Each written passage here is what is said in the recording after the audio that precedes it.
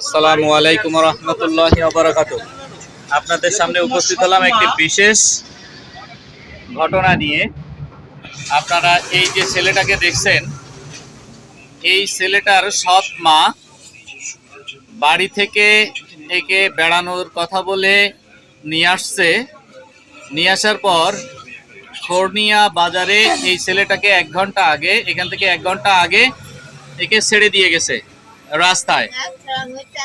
তো বিস্তারিত এই ছেলেটার কাছ থেকে আপনারা একটু শোনেন। তোমার বাসা কোথায়?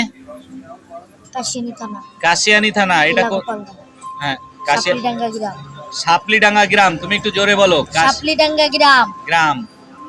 তোমার গোপালগঞ্জ? হ্যাঁ, জেলা গোপালগঞ্জ। জেলা গোপালগঞ্জ। আবার বলো। কাশিয়ানী থানা, জেলা গোপালগঞ্জ। জেলা গোপালগঞ্জ, সাপলিডাঙ্গা গ্রাম। তোমার আব্বা মালয়েশিয়ায় থাকে? তোমার আব্বার নাম বলো। বিধান সরকারের ছেলে। ওর আব্বা মালয়েশিয়ান প্রবাসী। ওর যে সৎমা ছিল, সে বাড়ি থেকে সোনা গহনা নিয়ে চলে আসছে। আমার কই 7 কিরে তোর সৎমা বাড়ি যেতে হবে। হ্যাঁ, চল বেড়াই আসি। এই কই আমারে নিয়ে আইতে আইছে। এখন আমার এই জায়গা ফেলাই দিয়ে কই মনে হচ্ছে তোর পিসি বাড়ি পবিত্র নাম যা বেড়াই, কিন্তু কোন জায়গা পাওয়া লাগছে না।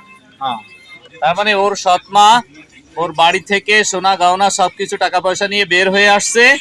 ওকে বেড়ানোর কথা বলে খোরনিয়া বাজার ছেড়ে দিয়েছে। আর সেই মহিলা আরেকজনের সাথে চলে গেছে। ও সেটা ওর ভাষ্য মতে সেই কথাই বলতেছে।